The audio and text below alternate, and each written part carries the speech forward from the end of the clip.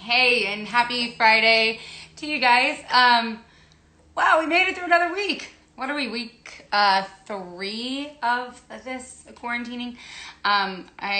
We're we're chatting with Ian Johnson today, and hey guys, Stuart, Electric Racer. Who else we got? John Veal. Hey, thank you so much for spending the Friday, I guess, happy hour somewhere. It's 5 o'clock, definitely somewhere, with me here today. And Ian, hopefully he pops on here pretty quick. As I've started out every single time, I just want to say thank you to those who are out still, going shopping for people, fighting on the front lines, putting their time and their efforts, who are not in the comfort of their own home. I see that Ian has joined. I see that my girlfriend Charlotte, hey girl, hey, Brandon, and all you guys, thank you so much for joining in. As across the board, I just want to say thank you to everyone who's still out and about. Even those who are grocery shopping, and for people who can't, thank you for making that happen. Hey everyone, this is so great. How's everyone's Friday going? Is everyone doing all right? Anything exciting, new, different? Any good news anybody wants to share? Hey JP, nice to see you. I actually was looking at some of those Royal Purple videos not too long ago that you guys, that Royal Purple have put out. Randy, a couple of you guys. What's up? How you doing, Katie? Hi. Nice to see your face. It's good to see you too. How are things? We're week 3. I knew, actually this morning I woke up knowing that it was Friday, and I thought that was like a huge win. I was like, I rolled over this morning and I was like, oh, it's Friday, and I knew that, and I was super stoked on the fact that I actually knew that. Every day is a Friday now, though, isn't it? They say that or something. Before we get started, Ian, I wanted to just, I was just telling everybody out in the world that is not here in the comfort of their home or their shop, a big thank you. You have anything to say to any of them? Yeah, absolutely. I mean, I got some friends who are, actually one of my wheeling buddies is actually the emergency manager for our county, and he's running around like gangbusters nowadays. So all those guys are out there, and guys and girls doing their thing, and I think that's super important for them to be out there.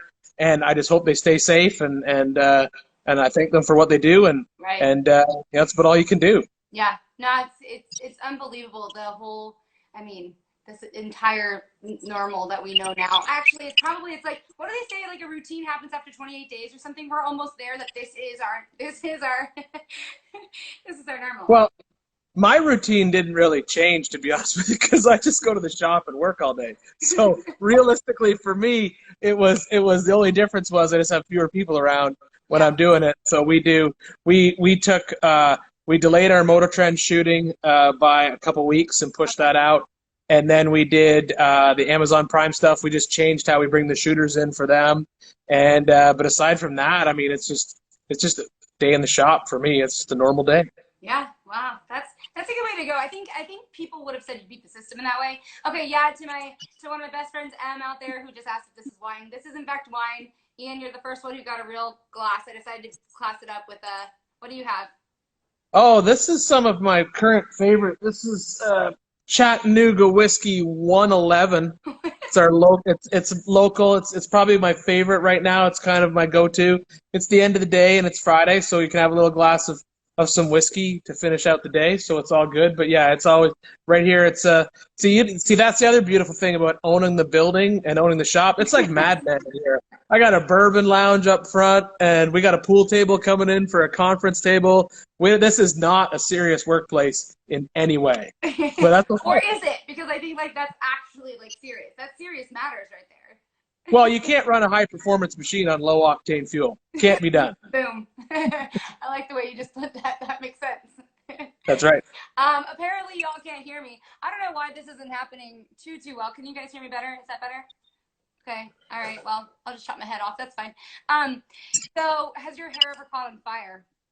Sorry, no. I used. There's been a couple times I thought it was close. Like I smelled like a little weld sparkle like landing behind the helmet. I'll smell something for a second, and I freak out and I immediately rip my helmet off.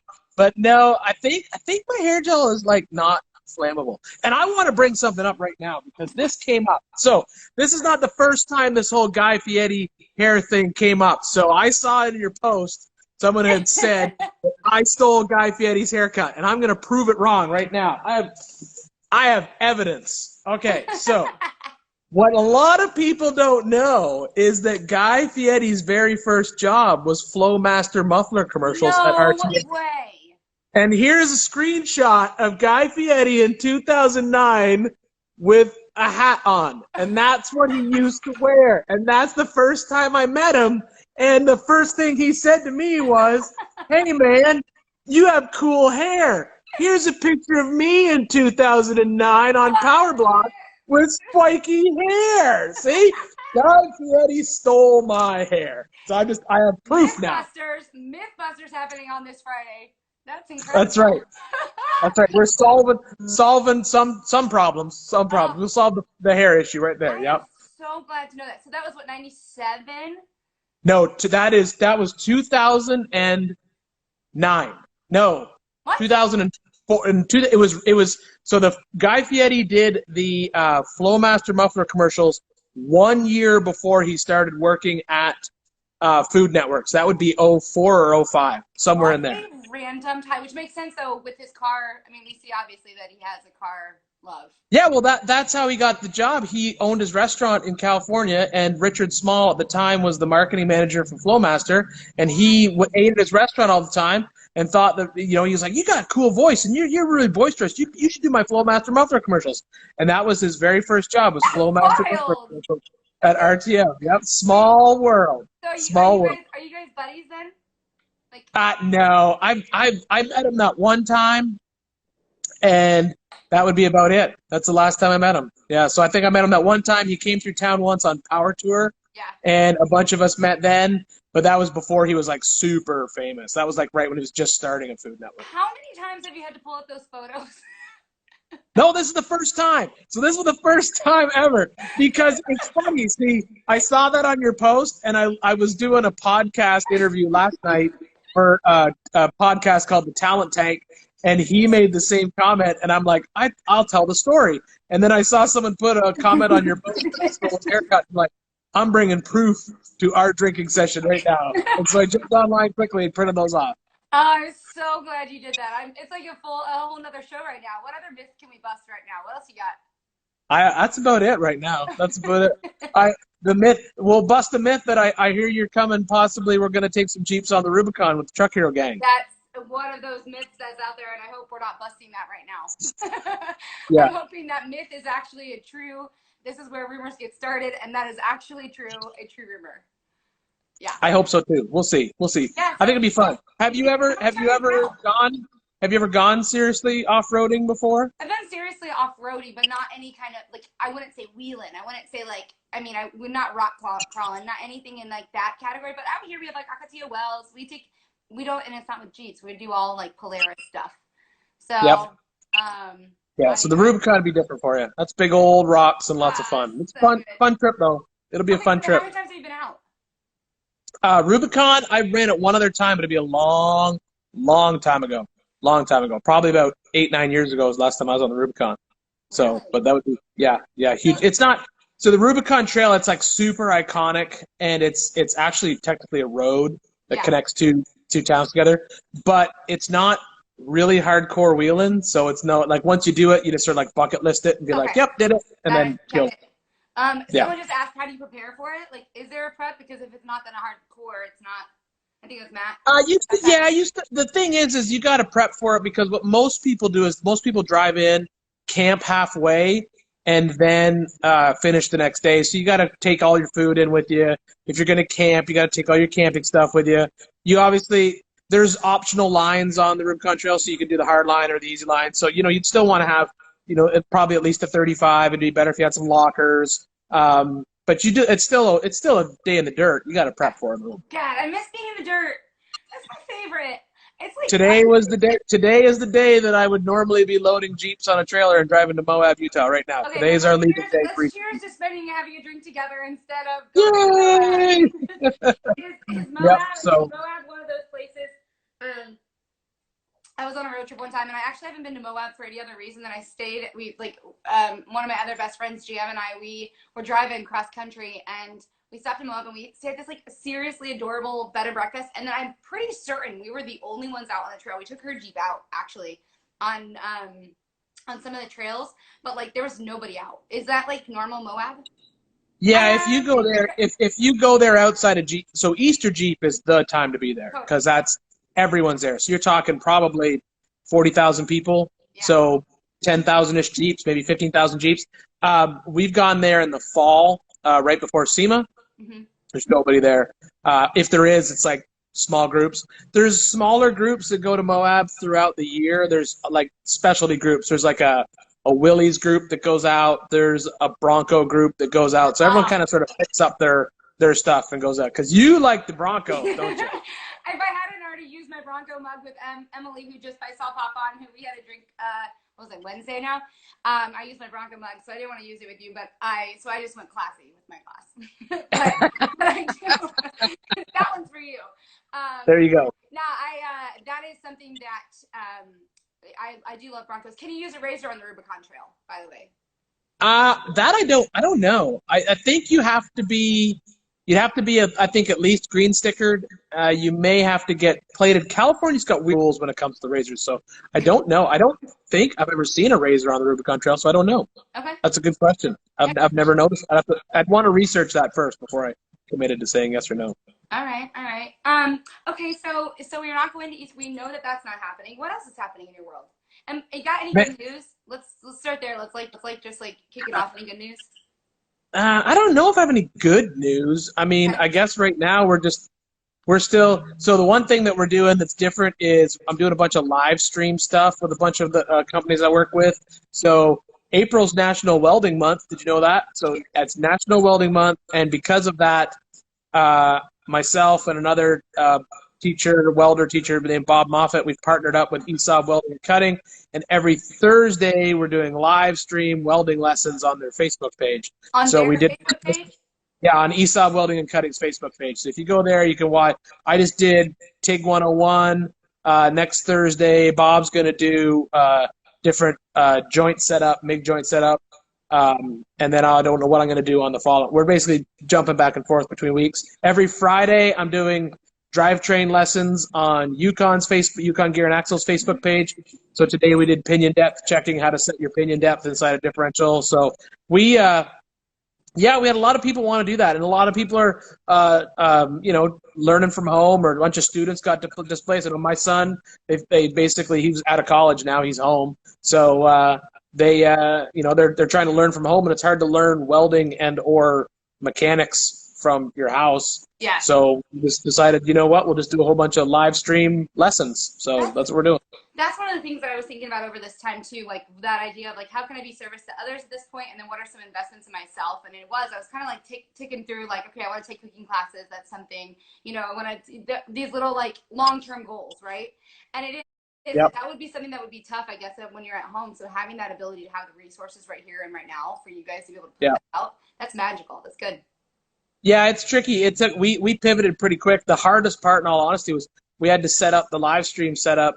We didn't have it. The last time we did live stream was we did stuff with PowerStop, and we'd rented all the gear for it.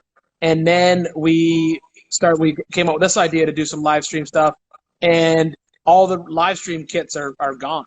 So you couldn't even find the equipment to do it. So we had to buy stuff on eBay and get stuff shipped overnight, and make our couple of our own camera packages, and get some webcams and mess around with them a little bit. But it ends up really all out. What a strange thing.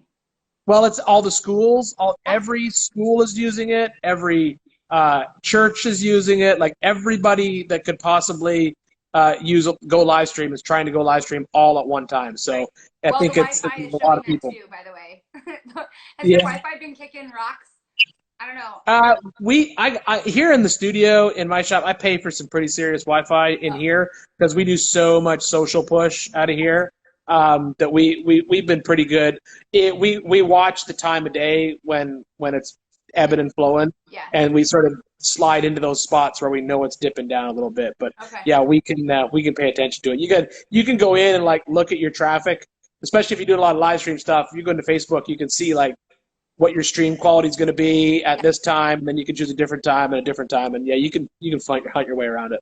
Okay, because yeah, that was one of the other things. Is I mean, obviously, right now I saw a post earlier of a girlfriend of mine. She is like out Wi-Fi, and I think she's in London area, and they were struggling with just even catching any kind of hi neighbor. I see my neighbor up in there from Newport. Um, Yeah, I believe it. I mean, you've got so many people just trying to find things to do. I know talking to the Motor Trend gang, subscriptions are through the roof on Motor Trend. People are just signing up like mad and then watching like mad. They're just trying to keep up with the data that's being moved because people are just at home with nothing to do type of thing, right. you know? So I think it's crazy right now. But I'm, as you know, I'm not from here. I'm from Kanakistan originally. And How do you say that I again?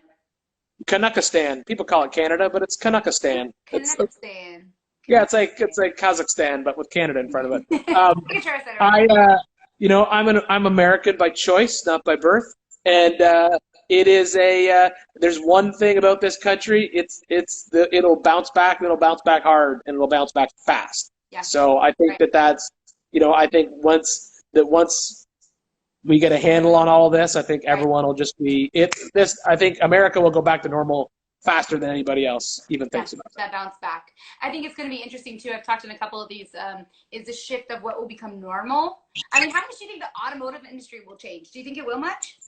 What do you think? I think if there's one thing that this is probably teaching, I think a lot of businesses is like if I had employees, like I have contract employees, so they kind of come and go as employees. Right. But if I was a business, to me, this is the perfect time to really analyze who has to be in my building to make my business work.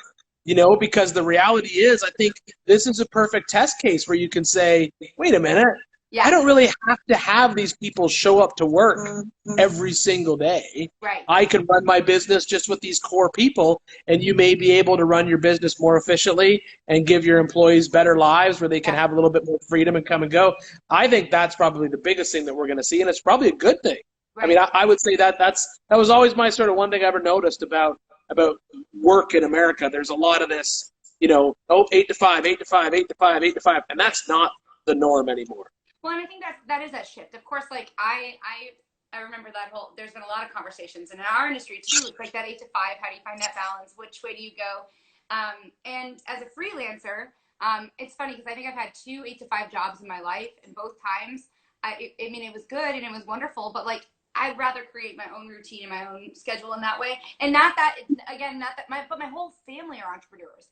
Nobody in my entire like immediate close family have had an 8 to 5 job, and so I think I do think it's interesting where some people really really value that, and others, if there is a responsibility, I think it's like a trust thing too, right? Like people get their work done by their I employees. think it is, but I also think some people like going to work every day, and some people are fine just working from home or being responsible for their own lives. But I think the biggest thing is, I think what this would do, think of it if you're a company and for years you've been either renting office space or owning office space where you've got like 40 people showing up to work, and this helps you understand that, wait a minute, I don't need 40 offices or 40 desks or 40 people drinking coffee here every day. I can run this place off of 10 and have 30 people work from home and be just as efficient. I think that's going to be probably the biggest thing. But let me add, like therein lies like this idea of trust too, right? Then the employer has to like actually trust that their employees are, and you'd hope from a leadership perspective, so much of leadership is really like trust, right? And you trust the mutual agreement on trust. And I think that is the hang up too. So much of it is that wanting to make sure that, can macromanage, and then just trust that their employees are going to get things done. I think it is, but I think nowadays, I mean, there's so much technology out there that eliminates that. It's like even 5 years ago, you did have to have like 100% trust. But I do a lot of work with Cummins engines, and when you go to Cummins Inc., big head office, they don't even have assigned desks. They have a laptop, and they have they can choose any place on the campus to work. The minute they fire up their laptop and start working, they're working, and they can sign out a room or sign out a desk if they need it, but if they're working because their laptop is on and they've logged into the company server and they're doing their job. So I think I think there's so much technology out there, and that's the other thing with all this stuff's going on, all the Zoom meetings and all the stuff that's happening. It's like everyone I talk to, it's like, oh, I spend most of my day on conference calls nowadays instead of sitting in meetings, and that's just how they do it. A completely different shift. Do you think like SEMA, Emily and I were talking about this, how SEMA shifted with all of this kind of being pushed back in any way, shape, or form? How do you think it will affect SEMA? I think we're going to be out of it by SEMA. I think what's going to happen is I think we'll be out of it by July. My hope is, and my prediction is, that this is going to be we're going to be out of this by July 1st. I think we're actually going to be out of most of it by like June 1st. Yeah. But I think back to normal is July 1st. And then every event that was supposed to happen between January and June 30th, it's going to be rescheduled between July and the end of the year. And I think that's, but I think there will probably be, I'm going to bet this year at SEMA, what you will probably notice is fewer international visitors. I think it'll affect some of that. But I mean, that's the thing, because I talk to my friends back in Canada, and we have friends in France and Italy. And I try to explain to them, like, you don't understand Americans. The minute that they say, okay, you guys can go out to dinner, everyone's going to dinner. Right, like literally, like that's what's, everyone's gonna buy a car, everyone's gonna go to dinner, as long as that. But you have to. I think there is a consideration there for people like myself. Like my work and my income has completely changed. Like, and like that's something. So it's like finding that balance. So absolutely, people will, but on the back end, there's been people who, like, managing money has been a different thing even in the last 3 weeks, but will continue to be so in the next couple of months at least. Yeah. I think the one thing this would probably teach a lot of people is, they always say that, most people live paycheck to paycheck. And I think there's a lot of people who, unfortunately, that's their norm. Totally. I think what we're going to see is this, I think, will probably have sort of kick people in the pants and say, you know what, I need to not do that. I need to put a little bit of money aside just in case, because that's who I feel for in all this, realistically, are it's the legit blue collar, servers, waiters, that's even before we just went in basic full lockdown in Tennessee yesterday. We had been in like suggested lockdown. But yesterday at midnight, they basically said if you weren't an essential business, you had to close. And I was always still going to all of my I would go to my local little coffee shop that's right down the road from here, and I'd get a coffee in the morning just because supporting local, that idea. These places aren't going to survive, Right. I'm incredibly fortunate. You're probably very fortunate where, yes, this affects our income, but it's not going to put us in a really, really bad spot. Right. But if you were like the people who we know who are like, a waiter at one restaurant in the morning and a waiter at another restaurant in the afternoon, they're done. They got no income coming in at all. Right. Kids, my son comes back from college. He can't even think about getting a job. There's no job. Well, that was I wanted to ask you that dynamic with what was having him back home. What that kind of, did it change him? I mean, how is he dealing with the changes in school or lack thereof? He was originally upset with it because, I mean, he went to Arizona, and Arizona is obviously beautiful. Yeah. And the weather and everything. And, he was having a great time. It was his first year at college, and he really, really liked it. And then, of course, he comes back, and we were still in winter. So it was raining and cold here, so he's not happy. But the weather started to turn here. But I'll give him props. He came home, and he was like, you know what? I'm not going to find a job, so I'm going to make a job. So he is in business and entrepreneurship at his college. That's where he's taken. And so he immediately asked me for a loan and went out and bought a used car, and he's fixed it up, and he's going to flip it. Because his theory is, a $5,000 reliable car is going to be a hot commodity in about a month. Yeah, so he's stockpiling $5,000 reliable four-door cars, and he's fixing them up, cleaning them up, and he's going to be selling cars. Which one is he most excited about? He's working on right now it's the perfect car. It's the one you flip right now. It's 2006 VW Jetta diesel because for sure. That was his first car, was that car, and then someone wrote it off. Someone hit him at a traffic light, but he loved that car as a teenager because it got 50 miles to the gallon. So he found one that had a bad transmission, so he brought it into the shop. I gave him a bay in the shop to work in. He's pulling the transmission out. He's got another transmission. He's going to put the transmission in it. He's got some tires and wheels for it, cleaned it all up, and got a buddy to paint the bumper. And so, yeah, he's gonna flip. He paid $1,000. He's probably going to sell it for about $5,000, and he'll do it all over again. So if you can't, I've always told him, if you can't find a job, you make a job. That's life, man. That's what you got to do. That is life. And I think that's a really hard lesson for a lot of people, especially in that world of entitlement and what everyone has experienced at some point in time in their life, whether from themselves or others. And that is such good advice. If you can't find a job, make a job. Make a job. Yep. One of those things that I had a little bit of one of those conversations with my aunt. I think I've shared this before, but she had said, like, what are you doing right now that once this all lifts, like, what can you do in this moment to prepare yourself for after? And I think that's good advice. I saw a post today and it was great, and I thought it was so true, and I can't remember who posted it. It basically said, if you don't come out of this with either your next big plan in place, or your next side hustle figured out, or your next life decision decided, it's because you were lazy. It's not because you didn't have time. Because that's one thing everybody's got right now is time. Even me doing these live streams, I always thought, if we're going to do live stream, every time we did it before, like I brought in crew, we had a crew of 4 people in there doing live streams. Yes. And when we started doing these live streams, I'm like, nope, I'm going to do it all by myself. Yeah. So I set up the cameras, set up the lights, fire up the computers, got a monitor off to one side, and now I know, like, man, I went and researched it. We got like a bargain basement package for live stream.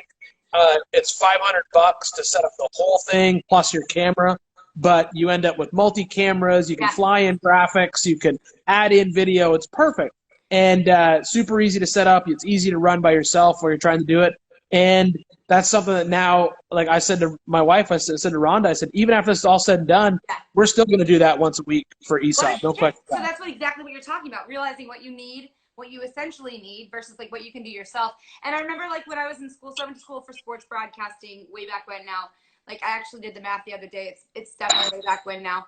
And and it was that MMJ, right? That idea that you should shoot, you should edit, especially in our land, in our world, like shoot, edit, write.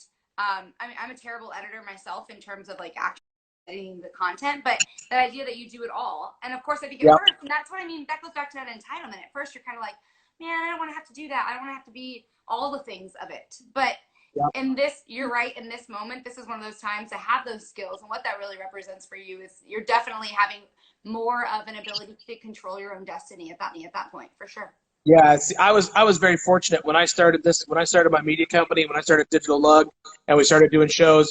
I went and met with the old owner of RTM, Joe St. Lawrence, back in the good old days. Yep. And I told him I was doing it, and he said, the only advice I could give you is learn every single job in the business before you hire a freelancer to do it, because then at the very least, even when I'm hiring freelancers, I know which freelancer is like, I know that, yes, that guy is worth X dollars because I tried to do that job and I don't want to do it. I'm like, hey, that graphics guy is worth money because I hate doing graphics. Yeah, absolutely. I think that's such, he was a wise man. Yeah, he was a great guy. If Joe Saint opened an ice cream shop tomorrow, I think everyone who used to be on Power Block would go be slinging Cold Stone Creamery in a heartbeat. We always joke about that, but that's the truth. Yep. I'd be mixing it up on a little puddle. You want some waffle cone? You want some waffle cone? You get a waffle cone. Yep. That's exactly what it is. So what are you doing to keep busy in all of this shenanigans? Since you can't travel, can't work, what are you doing? The shenanigans in and of itself, my busy days, you go from the kitchen to the living room to the bathroom to the bedroom to the other bathroom to the other bedroom. That's busy for me. No, I mean, in this moment here, I think the advice of my aunt was like really wise.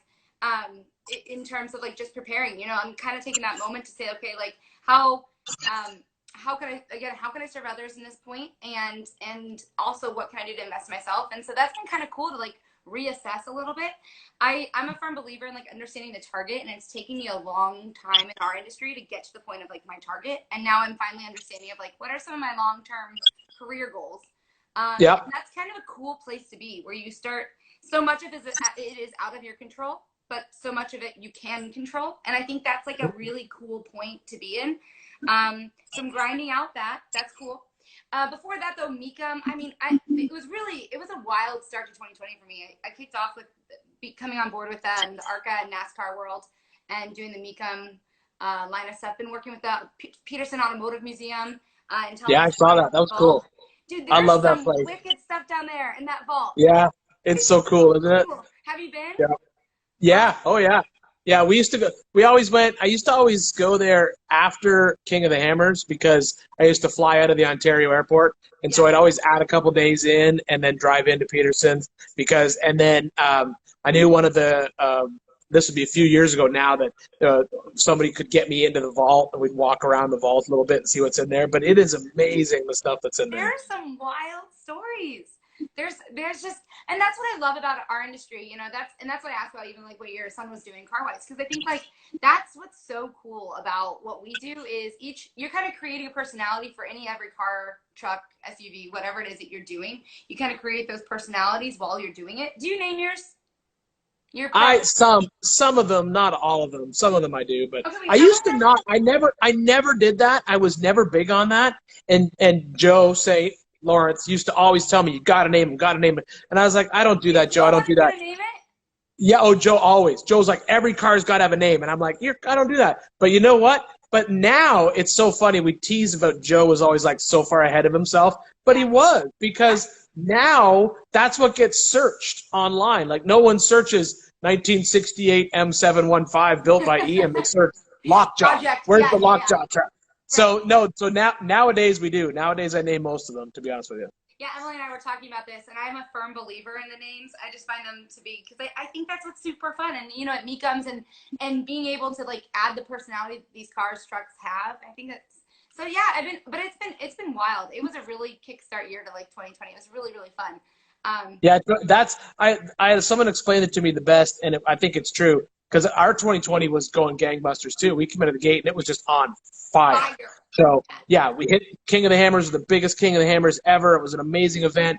We came out of SEMA with our ad team, was just scrambling to deal with all the people who wanted to be part of our streaming shows and our social media campaigns. Yep. We went to MPMC, and it was the same thing. Everyone was like, everyone was super excited about it, and then it just stopped, right? And my buddy, he said his analogy, and I think he's right. He goes, right now, it's like you're a slingshot, right? And it was like everyone, you were just being pulled back, and we're right at that stop. Like the rock dropped. Yeah, and then as soon as someone says go, it's gonna be like, pew! And the back half of this year, I think is gonna be crazy. It'll get good crazy, but I think it's gonna go absolutely crazy for sure. Because we've got, I gotta shoot all my episodes of Four Wheeler. We got all of our Big Tire Garage stuff to do. We got 2 other shows in the pipe for Amazon. So, and all that's going to happen now, basically, I think, July to December, which will be crazy. But it'll be good. Yeah, it absolutely will be good. And I wanted to say, I saw Pennsylvania, Texas, Germany, Italy. A hello from everybody. Thanks for joining all of us. All you guys who are joining us and saying hi, that I can't read all those so fast. Somebody just said, what is something you'd like to build that you haven't built yet? Man, a lot of people ask me that, but I don't know. So like that one right there behind me, that's my 53 Willys wagon. It's been around for a while. I think my goal in 2020 is to finish everything that I have on the go right now. So I've got the Willys wagon. I got a Jeep Comanche I got to finish. I got my Volkswagen Bug, which is right over there. You can't turn your camera. My little heart. Oh. So the best part about that story, by the way, I'm sorry for everybody it's hard to hear me apparently. I'm sorry. The best part about that is that's my very first car, and that's when I married. Yeah, I bought that when I was 14 years old. It's like half of my first car, because I bought it when I was 14 years old, and it was such a piece of crap that I then sold it when I was like 17 to a friend of mine, and he basically took 2 cars and made one. But then when I got married, my wife found it and bought it back. So I had that back. I've been married now for 20 years, so we've had that back in the family for 20 years now. And that's a Kevin Tate's did a faux Tina paint job on it. It's called. So it's like a fake patina on it. and it's on air ride, and it's all slammed down, and yeah, so that's I gotta get that one done. So it's pretty bad. Yeah, it's a cool little car. So yeah, so I gotta get that done, and then that's about it. And then some four-wheeler stuff, and that's about it. But yeah, I want to get those 3 done, and then I'll figure out what I'm gonna build next. Yeah, it's a pretty good, solid lineup, I think, across the board. Another thing I wanted to say to you that I don't know that I got a chance to is I was so impressed. Okay, so last time you and I were together was SEMA with Truck Hero, Yep. which was fun. I mean, it was nice to have a little moment again with you. But It was super cool. and hopefully more. But then I realized how much you were on your feet because that following week you continued on and you didn't go home. And I didn't say props it was longer than that because we did Trail to SEMA, which was 10 days to SEMA. Yep. So we did four states, 10 trails, wheeling every day with Power Stop. Then we did SEMA, and I did Truck Hero stuff with you at SEMA. I was in the ESA booth every day, and then we filmed the Yukon booth one day. Then I literally went home, and then I was in Chicago for FabTech. But that's every year. So FabTech every year? Yeah, every year. That's how it works. Because FabTech and SEMA are always back-to-back, and it's always basically right out of Vegas, and then FabTech moves around. So last year was in Chicago. Next year it will be in Vegas, so there'll be a week off in between.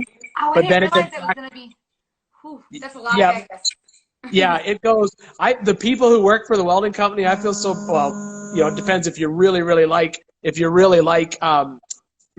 it's great. But they're in there from 2 weeks before SEMA or a week before SEMA to set up, and then SEMA, and then set up FabTech, and then FabTech. So they're there for a month. They're there for a month. I had a year like that. I think it was like last year or the year before. We had Mika almost back to back to SEMA, and that was a lot of Vegas. But yeah, that's an impressive month lineup. If you like Vegas, then cool. Yeah, that's the thing. But I mean, you can get worn out on Vegas in a heartbeat, no questions asked. What would you say is like the pinnacle of SEMA? Because I know that a lot of people, just out of curiosity, because I know what I like about SEMA, to be straight up, is like I like the random run-ins. It's like, oh hey Ian, oh hey Emily, oh hey hey blah, blah, blah, and I really find that to be fun, just to kind of have a place that everyone gets together to see one another. You kind of like black out for the whole week. Like you come away from it, but what's your favorite part? The food, because I love food. I'm awful, but that's your takeaway from SEMA. Yeah, I've been going to SEMA for 20 years. It's all the same. Right? It's like you go to SEMA, it's a bunch of really amazing cars, but at the same time, it's like there's so many cars at SEMA. It's hard to see everything at SEMA. Right. So I go in and I try to see a few key things, but for me, it's about I reconnect with a lot of people. You're popular over there. You're popular. Yeah, so I mean, there's like I like to catch up to a couple people that I only get to see a few times, and then what I do is for me it's all about the food. I got some key restaurants that I go to when I'm in Vegas that Can I get your list? Yeah, absolutely. So you got to go to up in Koreatown. There's a place called Gyeongbon, which is a Korean barbecue fusion restaurant. Okay. It's just far enough away from SEMA that there is no crowds ever. You can walk in and sit down right away. I usually go to Pizza Rock downtown. That's not the one that's like the secret pizza place, is it? Nope. No, Pizza Rock's right off Fremont Street. That's a good spot. And then I got to go see my gang at Hogs and Heifers every year. No question asked. All the security guys there are like good friends of mine. They've been fans of the show for years, and they always take care of me when I'm down there. So those, and then there's Lotus of Siam is an amazing Thai restaurant. Oh, yeah. Yeah, and the first time I went there was with a buddy of mine who's from Thailand, and he ordered me what to eat, and ever since then I have it stored in my phone, and I just walked in and I just showed them my phone. The Lotus of Siam was actually on an episode of Anthony Bourdain's Layover show years ago. Wow, really? Do you have any fun stories about Anthony Bourdain like you did with Guy? I never met Anthony Bourdain. I always wanted to. I love his stuff. He does such a good job. And it's a shame that, he left us so early, but that was, I loved his show. Always did. I loved I loved watching him on TV. He was so good. Okay, so somebody just said you did not strike them as a food person. That is so Like you. I am the ultimate food person. Everyone who travels calls me immediately to find, like, if they're in a city or a town and they're a friend of mine, they will text me and say, "Hey, where should Where I should eat I in this go? town?" Yeah. Because I travel so much that I always, and I never, if I travel, I'm that weirdo who's like, because you know what it's like, you travel all the time. I'm that guy who I have no problem walking into like a restaurant and sitting at a By table all by myself. myself. I am that Yep. person. People feel bad for me. I mean I traveled to Costa Rica by myself even this last year, and I had a girlfriend of mine meet me the last couple of days. But like I get so jazzed on going to restaurants by myself. I'll go to a steakhouse. I Yep. actually this is something I posted the other day. I was curious what people's favorite steakhouse is, and I want to hear what yours is. But like that's like where I love going to. I'll sit down, have a glass of red wine, eat the entire bread basket. Like I'm a bread basket kind of Oh, girl. I love bread. How Yeah, do you I have a judge? How problem do with you bread. judge a restaurant? What's your judge? Man, see, I do eat a lot of steak, and Okay. so for me, it's like I'm like a steak guy. So if you could do a steak right, that's a good restaurant in my book because that's Okay. just how I am. But I don't see the thing is what I do is I literally just jump on Google and Yelp and I'll just type in best whatever near me, and whatever's got good reviews, I'm there right away. Are you a review writer? I've done a couple, but not a lot. Not a Okay, lot. that because I too am I am a follower of reviews, and I've never written a review, and I'm not entirely sure why I trust all these people and I don't do it myself. But I too I was gonna say I think I judge a restaurant on their bread basket, their mac and cheese, and their chocolate cake. And if they can That's a do good. all That's a three good. of those right, Oh, then like yeah. that's a winning restaurant. So, do you ever find yourself in Louisiana? No, I've actually only been once. So, if Okay. working with, because you work with Truck Hero now, Yep. or you have for a while, so if they ever send you down to Superlift Suspension, which is in Louisiana, Yep. Oh yeah. there's a restaurant there called, it's a crazy name, Doe's Eat Place. Those eat plates. Plates? Doe's Eat Place, like D-O Oh, apostrophe or D. like okay, dozy plates. Like Yeah, I say that Doe's. like that seemed better in the way I just said that. Yeah, It's the exact same yeah, restaurant. Doe's. Yeah, so it's Doe's Eat Place. That is probably the best steak in the entire country. Was it a steak house or was it just Oh like this yeah. back road place that like Well, so has great so here's the part that's going to blow your mind. It is it's a steakhouse, but so it's fairly traditional, big leather chairs and all that kind of stuff. Good whiskey selection, but they're known for steaks and tamales. Oh no way. What a Yeah, combination. it's the randomest thing. So there used to be one in Hot Springs, Arkansas, and Okay. we found it just by accident. We just literally punched into Google "steak near me," Uh-huh. and we rolled up to this place, and it said voted best steak and tamales in America in 2009 or whatever it was, USA Today. And so we went in there and ordered it. And I always, if I'm judging a steak place, I judge it by the ribeye. So I just ordered a Wow. ribeye. If you can do a ribeye, you can do any other cut of steak, in my I opinion. think the same thing with pork chop. If you do a good pork chop, like you can do go ahead. Yep. Okay. So Doe's Eat Place had the most, that place in Arkansas, and then that place closed, but the original Doe's Eat Place was in Louisiana, down by Superlift Suspension. Yep. It's so if you're ever there, that's, to me, that's the best steak in America, no questions asked. And I've eaten steak from coast to coast with taters and toast. I know steak. Any chance we'll see you with a food show? Man, so we've got one shot, Okay. and we got a sizzle shot and put together, and it's sitting with a production company that also does four-wheeler. We took it to Motor Trend to see if they'd be interested in it, and we're just sort of waiting to hear back. But it was me and a chef, and I take him, and we go to different parts of the country, and we go four-wheeling, and so I blow his mind, but we go up crazy trails, and then we go to restaurants, and he shows me cool food, and Uh, that. So what do we need to take to get that done? How can I we make don't that know. happen? I didn't think, like, I sent it in. I was like, this is a no-brainer. This will be done in a heartbeat. But you know how it works. It's like, it's Yeah. TV. Send an idea in, see what happens. Type of thing. But I hope it goes because I think it'd be fun. I mean, Rutt did something similar when he did his little Southern Backroads kind of deal type of thing, Yeah. which was fun. But this one was cool because the chef, he'd never been in a Jeep before, and we took him to off-road park and threw him up a big old nasty hill. it was fun. It's so awesome. And then I saw too. I think someone said your audio is a little funky, but apparently people can't hear me either. So I think that's just the nature of today's Friday. Whatever. It's Friday on the internet. That's just the way it is. So another thing is I saw recently you were doing those Q&As. Are you doing those yourself? Yeah. Are you literally setting up your camera, all the 100%. Yep. Yeah. So that's how I shoot a lot of the Amazon Prime stuff, in all honesty, because it's one of my freelancers' faults. I hired a freelancer and brought him in to shoot, and handed him one of our studio cameras, and he looked at me and he goes, "Oh, this camera's so awesome. I just set it on auto and don't worry about it." And I'm like, "Yeah, you're doing dude, the camera job for me." So I was like, "No." So we do. So we that started with just a bunch of people were asking questions, and we said, "You know what?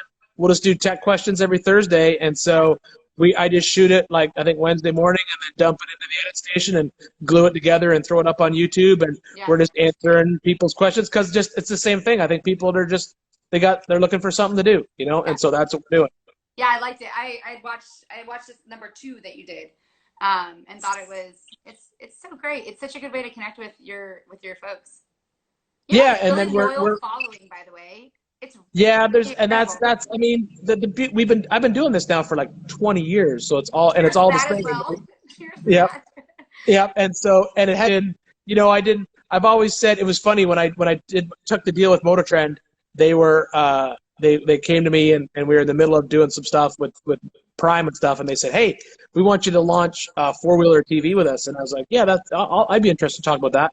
And they said, "Yeah, but we do it differently. You don't have to build the trucks. We'll bring somebody else in to do that. You just got to come in and host it." And I'm like, "No, wrong guy." No Ninja Squad. No Ninja Squad for me.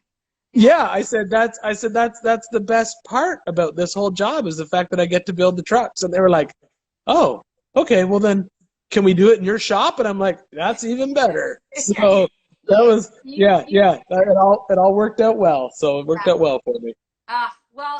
I do have one question, just a personal question. What does your hair actually look like when it's flat? And have you ever been on camera with it actually not in that way? Yeah, I did a hair tutorial how to spike your hair once on YouTube. I think it's somewhere on my YouTube channel still. It was a SEMA announcement and but no, I did it once live on Instagram from Moab before we went wheeling, and I just went in cold with my hair not spiked, and the first thing somebody said, they were like, "Oh my God, I thought Chris Farley was back." Because it looks just like Chris Farley's hair. And I was like, "Oh, I look just like Chris Farley, apparently." So apparently I look just like Chris Farley with my flat hair. So so good. So good. Well, I just want to say thank you to everyone who's still out and about. You should do my Flowmaster muffler commercials. And that was his very first job, was Flowmaster commercials at his face. But like, I'd rather create my own routine and my own schedule in that way. And not that he was originally upset with it because, I mean, he went to Arizona, and Arizona's obviously beautiful. Yeah, to the other bathroom, to the other bedroom. That's busy for me. Air ride, and it's all slammed down, and yeah, so that's I gotta get that one done. So it's pretty bad. Yeah, it's a cool little car. So yeah, so I gotta get that done, and then I'm going to restaurants by myself. I'll go to a steakhouse. And then we're following, by the way. That's I mean I've been doing this now for like 20 years, so it's all the same. Well. And it hasn't been, I've always said it was funny when I took the deal with Motor Trend, they were they came to me and we were in the middle of doing some stuff with Prime and stuff, and they said, "Hey, we want you to launch four-wheeler TV with us." And I was like, "Yeah, I'd be interested to talk about that." And they said, "Yeah, but we do it differently. You don't have to build the trucks. We'll bring somebody else in to do that. You just got to come in and host it." And I'm like, "No, wrong guy." No Ninja Squad. No Ninja Squad for me. Yeah, I said that's the best part about this whole job is the fact that I get to build the trucks. And they were like, "Oh, okay, well then can we do it in your shop?" And I'm like, "That's even better." So that was it all worked out well. So it worked out well for me. I do have one question, just a personal question. What does your hair actually look like when it's flat? And have you ever been on camera with it actually not in that way? Yeah, I did a hair tutorial how to spike your hair once on YouTube. I think it's somewhere on my YouTube channel still. It was a SEMA announcement and a hairstyle. But no, I did it once live on Instagram from Moab before we went wheeling, and I just went in cold with my hair not spiked. And the first thing somebody said, they were like, "Oh my God, I thought Chris Farley was back." Because it looks just like Chris Farley's there. And I was like, "Oh, I look just like Chris Farley, apparently." So apparently I look just like Chris Farley with my flat hair. So Oh, so good. So good. Well, I haven't. I've got. There's so many guys out there that do it already that are really, really good. really good. Justin, he goes by the Fabricator on Instagram. He has a place in Vegas where they do like titanium and stainless TIG classes, and he's like probably if I needed to brush up on some a stainless TIG or aluminum TIG, I'd reach out to him and ask him some questions about how the machine set up and stuff, and he would be the guy to do it. Him and I have talked about possibly doing a collaboration where I would go to his class.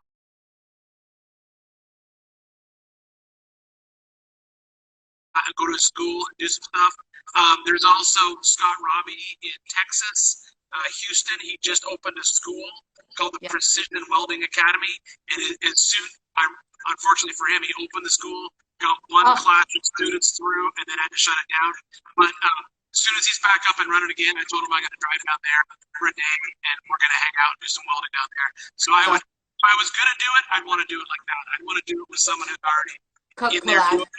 Yeah, just a collaboration, because I wouldn't want to steal their students just to come to learn welding with me. Totally. Because I think that they do a very good job of it, and I wouldn't want to step on their toes.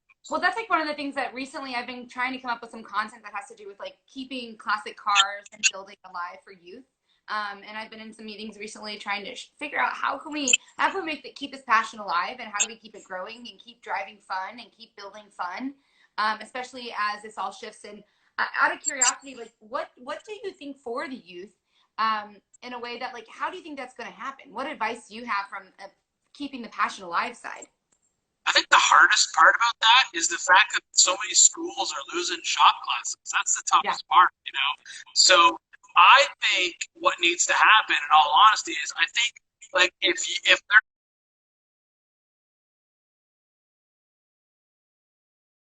there's a club that truly wants to keep this passion alive, we're kind of lucky. Like four-wheeling, we have a much younger demographic that there's so many young people getting in their four-wheeling every day. You know? So, but for classic cars, I would say to someone like the best thing they could do would be to go out and get a club to get like you said, do a class for these kids to come out and say, hey, you should come and learn how to do this, because if your local schools are losing it, that's just what's going to happen. Right, right. And that's what I feel as though it's kind of up against. I look at BattleBots and I see how that's a way to incorporate that genre of people, if you will, and kind of excel what that is, and that exists. And you would think that there's a way to kind of incorporate from an automotive side in that way too. I think woodworking is the other thing I see at Mecum. Those some old woody wagons and whatnot.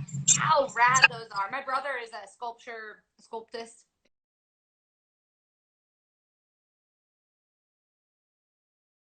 If you will, sculpturist. Clearly I am not an artist. I don't know. But he also has done a lot of woodworking, and I think I keep telling him, like, if you can get woodworking back into like an automotive way, it would be so I don't know, I think woodworking is such a lost art form. It really is.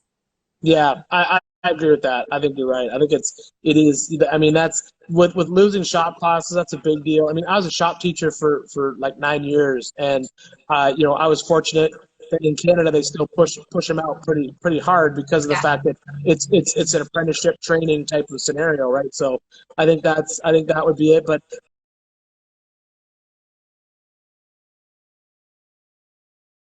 I think that's the biggest thing. I think that these clubs or these big organizations, they need to reach out to the youth, and then also you kind of also got to think differently. I mean, my son's 19. His version of a classic car is not a 1968 Camaro. He drives a 328i BMW wagon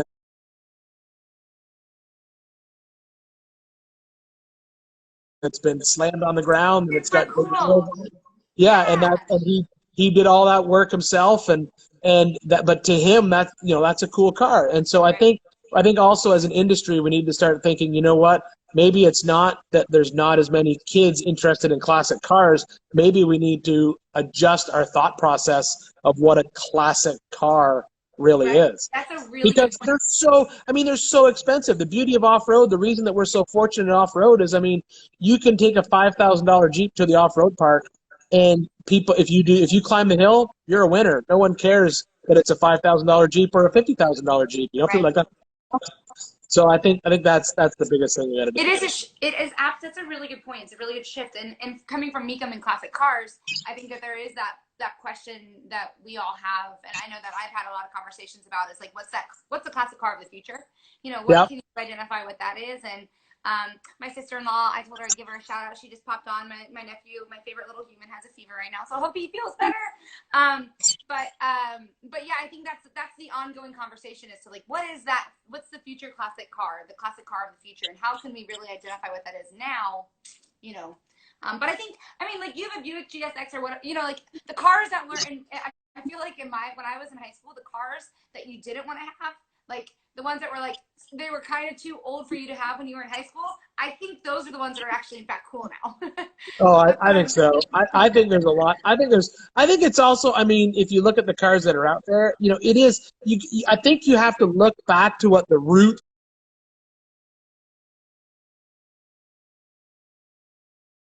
of hot rodding were. I mean, it was cars that were cheap.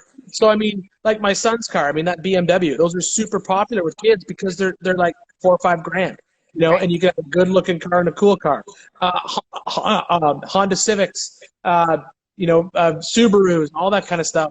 Those are cool, and they're fairly old, you know. They're like, his car's an '07, and you don't think it's old, but then you realize, wait a minute, that's like 12, 15 years old now. That's an old car, you know. That's actually in fact an old car.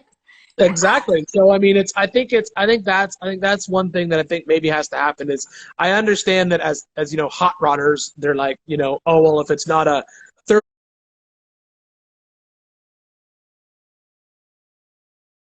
32 Ford or this or that, it's not a classic car. But that's I mean, you can't ask a 16-year-old kid to go.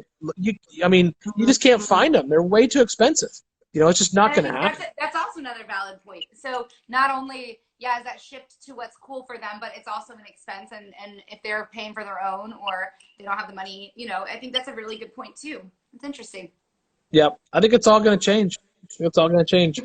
I think everything's going to change. And on that, I feel like we should cheers to change, because aren't we supposed to be comfortable in change? That's what they Yes, we should be comfortable with change. So here's a cheers for you, Katie. Cheers to that.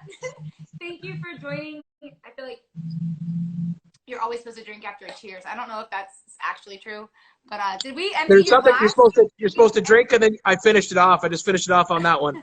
But yeah, you're supposed to drink, and then you're always supposed to look the other person in the eye. Apparently, that's what I was also told. I got you. Well, thank you, and thanks to everybody else who joined in the conversation